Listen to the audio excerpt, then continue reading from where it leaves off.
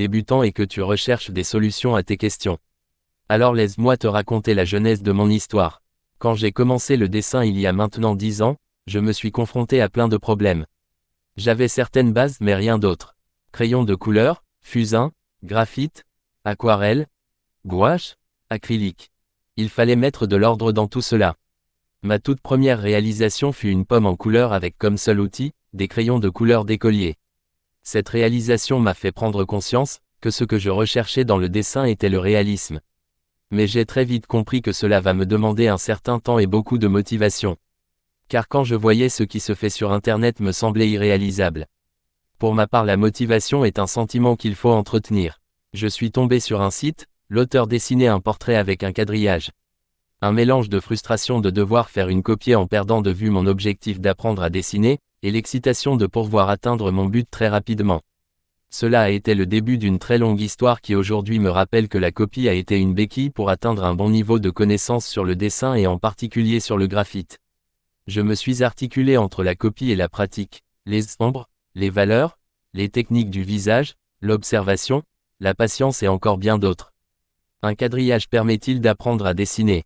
Lorsque vous débutez en dessin, l'utilisation de quadrillage peut se montrer bénéfique pour faire vos premiers pas et découvrir le dessin et ses différents styles, dessin réaliste, manga, cartoon, et sans se préoccuper de l'esquisse et des proportions. Cependant, le quadrillage ne vous permettra pas d'apprendre à dessiner d'imagination. Je vous recommande d'utiliser le quadrillage en parallèle d'un apprentissage en dessin qui lui vous permettra de maîtriser les bases du dessin, perspective, volume, lumière, anatomie animale ou humaine, etc. Quelle est l'utilité d'un quadrillage dans le dessin? Le quadrillage a principalement deux utilités. Reproduire un dessin ou une image. Agrandir un dessin ou une image. Ce quadrillage vous permet de tracer un croquis ou une esquisse facilement dans la reproduction d'une photographie ou d'un autre dessin, peinture. Une fois le quadrillage gommé, vous pourrez commencer directement votre dessin réaliste ou alors faire de l'ancrage, de l'aquarelle et même de la peinture. Saviez-vous que les anciens peintres utilisaient souvent un quadrillage afin de reproduire leurs dessins sur des murs et plafonds? Aujourd'hui, son utilisation est plus axée vers les portraits réalistes. Lorsqu'il faut reproduire un visage ou un animal à l'identique, cela permet aussi de gagner du temps et de rendre un travail plus rapidement.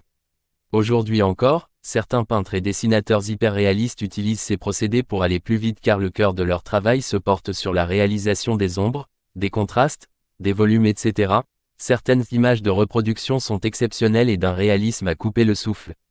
Sont-ils juste de simples copieurs ou s'approcher au plus près de la réalité fait partie d'une vraie démarche? Pour ma part, je dirais que plutôt que d'opposer les deux choses, autant en tirer le meilleur parti et bien les maîtriser. Les points positifs de la reproduction. Un bon exercice de dessin pour les débutants. Quoi que vous en pensiez, dessiner d'après modèle reste un exercice de base dans tous les cours de dessin. Et reproduire une fleur, un arbre, un homme, est à mon sens un réflexe pour nous tous. Commencer le dessin en empruntant cette voie est donc un exercice naturel, une bonne méthode pour avancer, agir. Alors quand vous débutez, peu importe les moyens employés, quadrillage, papier calque, faire ce type d'expérience est un bon moyen de vous rendre compte des difficultés que vous allez rencontrer au cours de votre apprentissage. Un exercice d'observation. Ce travail est avant tout un excellent exercice pour votre œil. Observez chaque zone, chaque dégradé de votre modèle en essayant de le comprendre. Quel est le sens de la lumière? Où se trouvent les ombres? Quels sont les éléments et les formes principales du sujet, objet ou personnage? Repérez les espaces vides de l'image. Même si vous n'avez aucune base, vous vous entraînerez pour l'instant à observer pour mieux comprendre, ce qui est un très bon début. Que faut-il faire? Les outils de reproduction ou de détourage sont utiles aux dessinateurs confirmés pour être le plus réaliste possible, et il est toujours bon d'essayer plusieurs techniques, surtout lorsque l'on débute.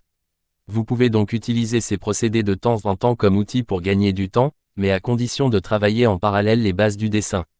Alors j'espère que cette petite vidéo vous a permis de comprendre que la copie n'est pas négative en soi, mais qu'elle peut vous apporter certaines choses, mais elle ne fait pas tout. Un excellent outil pour les débutants. À bientôt pour le 3e chapitre du dessin réaliste. Pendant ce temps, sortez vos crayons et laissez exprimer votre créativité et ne lui donnez pas de limite.